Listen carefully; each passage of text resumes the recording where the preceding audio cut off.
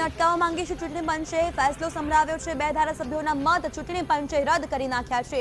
કોંગ્રેસે 2 ધારાસભ્યોના મત રદ કરવાની માંગ કરી હતી, તેમના મત હવે રદ કરાઈ ચૂક્યા છે। મહત્વનો ફેસલો આપણે સંભળાવી દઈએ। ચૂંટણી પંચે ફેસલો સંભળાવી દીધો છે। 2 ધારાસભ્યોના મત ચૂંટણી પંચે રદ કરી નાખ્યા છે। ઉલ્લેખનીય છે કે રસાકસી ભર્યો જંગ હવે જામી ચૂક્યો છે। ચૂંટણી જંગ જે જામ્યો છે, ચૂંટણી પંચે ફેસલો સંભળાવી દીધો છે। આખરી અંતિમ ઘડીઓ હવે આવી ગઈ છે।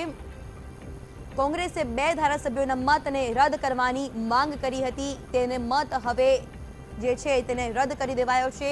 ચૂંટણી પંચે હવે ફેસલો સંભળાવ્યો છે અને હવે કોની જીત થાય છે, કોની હાર તે થોડીક જ વારમાં સ્પષ્ટ થઈ જશે। સમગ્ર ચિત્ર છે તે હવે સ્પષ્ટ થઈ જશે। તો સૂત્રો દ્વારા માહિતી પ્રાપ્ત થઈ રહી છે।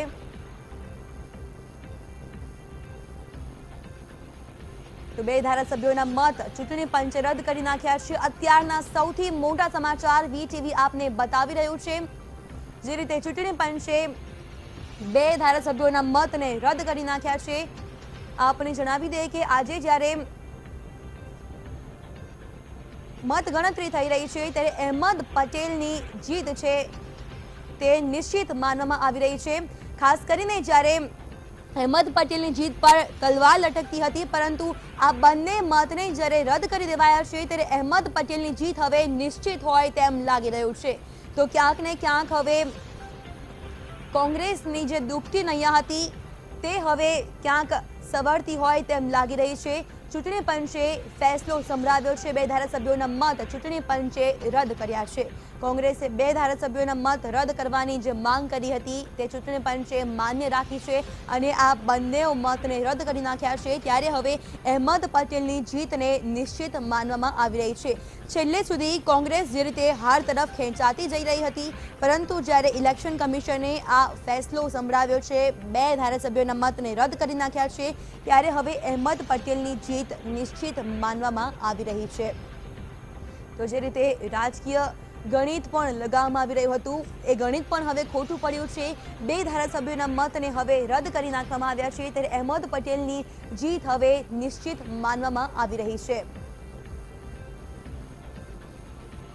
તો મહત્વના સમાચાર આપને બતાવી રહ્યા છે। 2 ધારાસભ્યોના મત ચૂંટણી પંચે રદ કરી નાખ્યા છે। કોંગ્રેસે 2 ધારાસભ્યોના મતને રદ કરવાની માંગણી કરી હતી, તો ધીમે ધીમે હવે પરિણામો પણ જાહેર થઈ શકે છે। રાઘવજી પટેલ, ભોળાભાઈ ગોહિલનો મત હવે રદ થઈ ચૂક્યો છે। આપને જણાવી દઈએ કે કેટલાય સમયથી લોકો હવે રાહ જોઈને બેઠા હતા, પરંતુ ભાજપ હવે અસમંજસની સ્થિતિમાં મુકાઈ ગઈ છે।